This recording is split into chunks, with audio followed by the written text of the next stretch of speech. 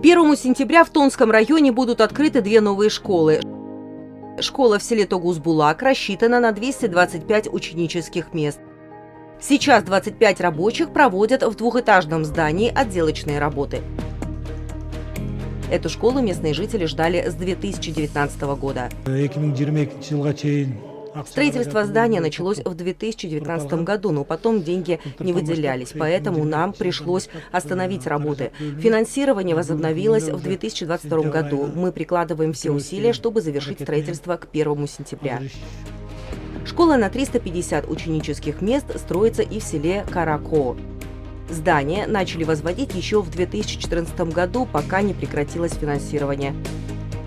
Работы возобновились по поручению президента Садыра Джапарова. На сегодняшний день выполнено 70% работ от плана.